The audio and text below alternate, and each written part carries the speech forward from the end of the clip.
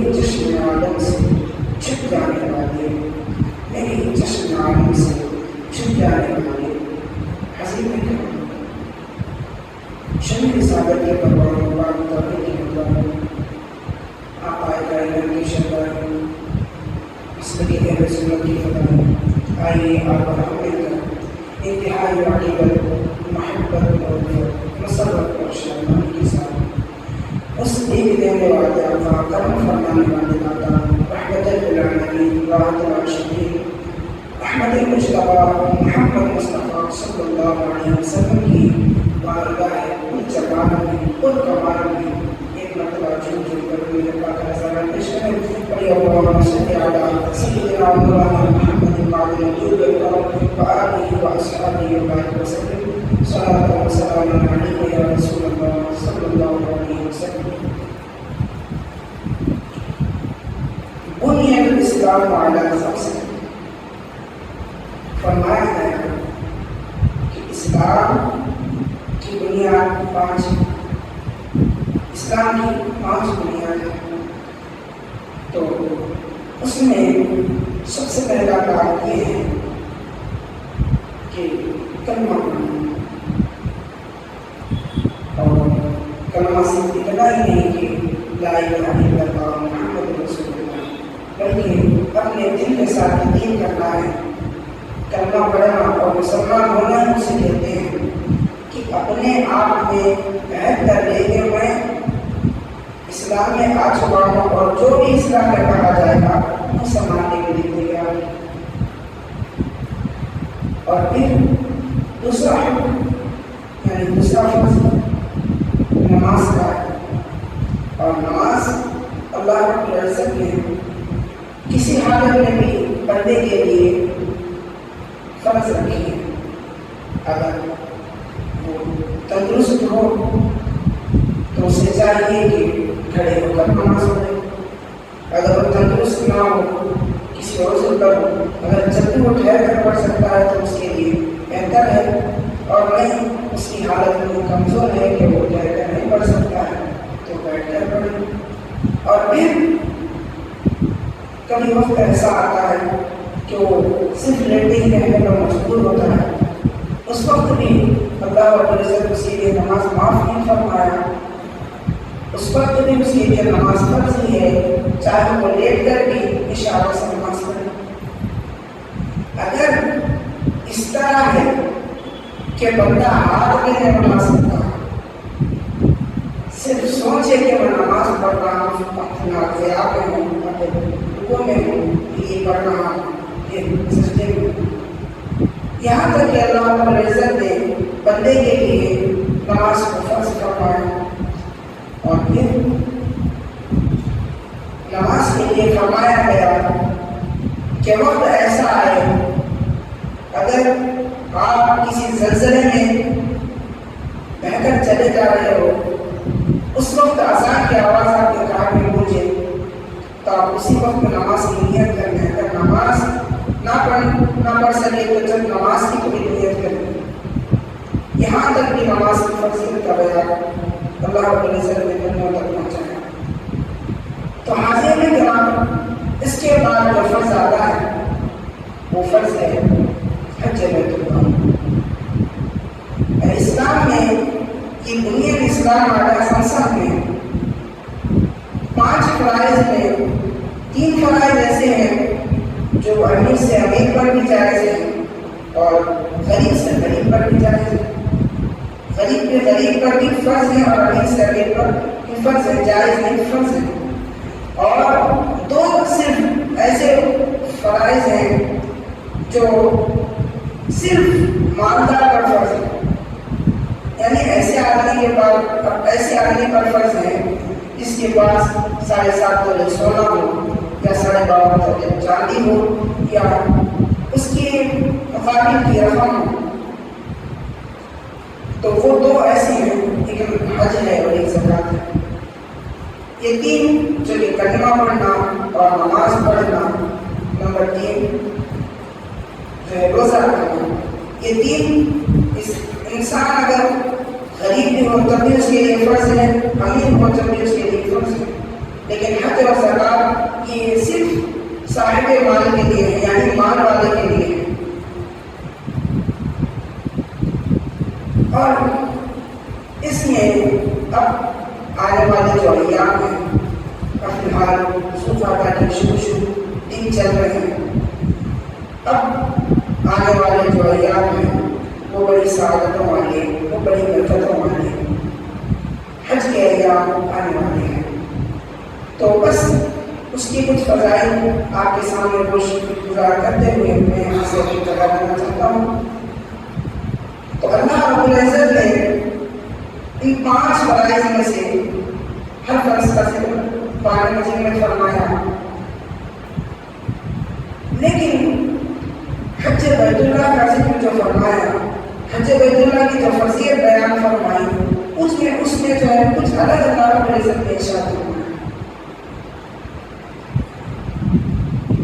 اللہ رب العزت نے فرمایا واقعی الصلاۃ وآتوا الزکاۃ، زکات اور نماز پڑھو۔ یہ نہیں فرمایا کہ خلوص للہ کے ساتھ پڑھو، اور بہت سے فرائض کو اللہ رب العزت نے ارشاد فرمایا، لیکن یہ نہیں بولا کہ اس کو اللہ کے لیے کرو، یہ تو اللہ کے لیے کرنا ہی ہے، لیکن جو حج کے لیے اللہ رب العزت نے فرمایا وَأَتِمُّ الْحَجَّ وَالْعُمْرَةَ لِلَّهِ، فرمایا کہ تم اپنے حج اور عمرہ کرو اللہ کے لیے، حج اور عمرہ کرو اللہ کے لیے، للہ۔ تو حج میں جناب یہ اس لیے اللہ رب العزت نے فرمایا، اور اس کی کیا مراد ہے ہم بندے جان تو نہیں سکتے، لیکن آج کے اگر ہم معاشرے کو یا ماحول کو لیں گے تو سمجھ میں آئے گا کہ اب فلاں آدمی جو حج کو جانے کے لیے تیار ہوتا ہے تو بڑے محلے میں ہو یا اپنے گاؤں میں ہو یا اپنے شہر میں ہو، اس کا بڑا چرچا ہوتا ہے کہ فلاں آدمی حج کے لیے جا رہا ہے، فلاں آدمی عمرے کے لیے جا رہا ہے۔ تو یہ آدمی جو ہے اپنے آپ میں ایک سرور محسوس کرتا ہے، فخر محسوس کرتا ہے، یہ آدمی میرے کو ملنے والے، یہ میری ماں بائی والی، میں مدینہ منورہ جا رہا ہوں، مکہ مکرمہ جا رہا ہوں۔ تو کچھ آدمی ایسے ہوتے ہیں، تو کچھ آدمی ایسے بھی ہوتے ہیں، اور ایسے آدمی جو لوگ آنے پر فخر کرتے ہیں، ایسے آدمیوں کی کچھ علامتیں ایسی بھی ہوتی ہیں۔ کچھ لوگ اب اگر ایسا کریں گے تو کچھ کی اگر نیت بھی اگر ایسی نہ ہو تو اللہ جانے۔ تو ہمارے پاس ہوتا یہ ہے کہ قدم پر لوگ فوٹو لیتے ہوئے، ویڈیو لیتے ہوئے حج پہ جاتے ہیں، نظر آتے ہیں، لیکن پہلے زمانے کے جو اولیاء اللہ گزرے ہیں، قدم پر جو نماز پڑھتے ہوئے بھی اپنے حج کو مکمل کیا ہے، اپنے حج کو روانہ کیا ہے۔ اب جب حج کو جا رہے ہیں 2 قدم آگے چلے، 2 رکعت نفل نماز اللہ کی بارگاہ میں پڑھے، پھر 2 قدم آگے چلے، پھر 2 نفل اللہ کی بارگاہ میں پڑھے، اور پھر 2 قدم آگے چلے، پھر 2 رکعت، پھر 2 قدم آگے، پھر 2 رکعت۔ لیکن آج کا ماحول ایسا ہے، 2 قدم گئے پھر 2 فوٹو، 2 قدم گئے پھر 2 فوٹو، پھر 2 قدم گئے پھر 2 فوٹو۔ حاضرین کرام، ہم اللہ رب العزت کی یہ یاد رکھیں کہ اللہ رب العزت نے ہمیں تنبیہ، یعنی اللہ رب العزت ہم تمام کو الرٹ کیا ہے کہ للہ، اللہ رب العزت نے ہم تمام کو یہ بات فرمائی ہے کہ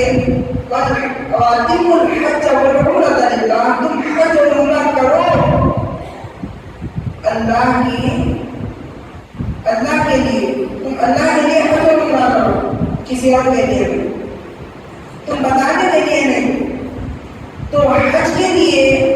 کئی فضائل اللہ رب العزت کے رسول پاک نے ارشاد فرمایا۔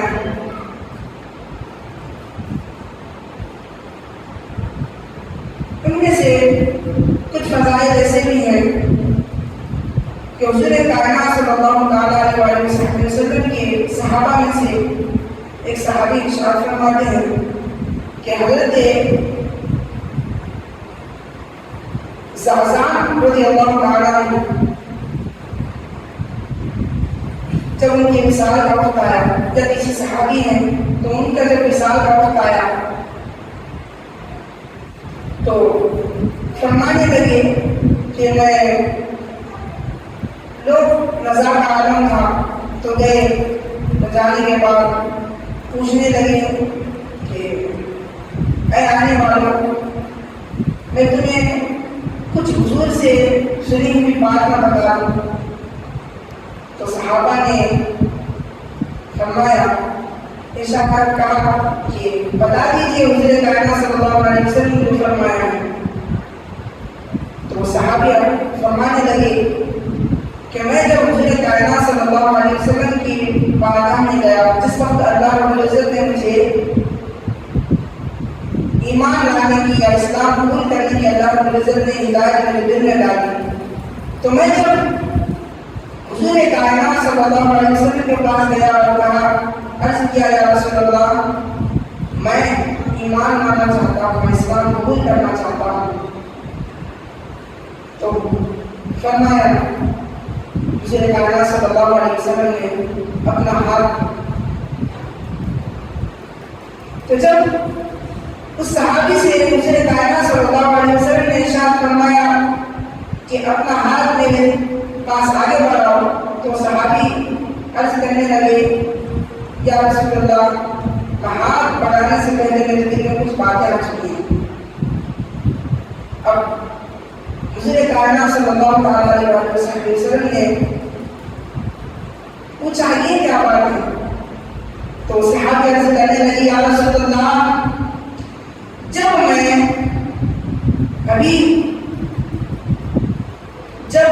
میں ابھی کفر کی حالت میں تھا تو میرے ہاتھ سے کئی گناہ سرزد ہو گئے،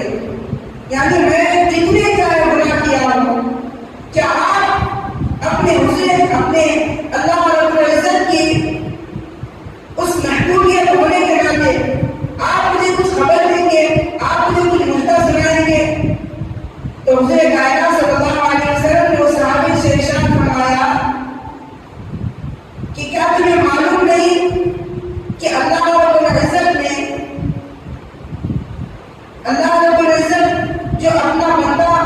اس کے پاس آتا ہے کہ دین اسلام قبول کرنے کے لیے، تو اللہ رب العزت اس کے تمام پچھلے گناہ کو معاف فرما دیتا ہے؟ کیا تمہیں یہ معلوم نہیں کہ اللہ رب العزت دین کی راہ میں جو ہجرت کرتا ہے اس کے پچھلے سارے گناہ کو معاف فرما دیتا ہے؟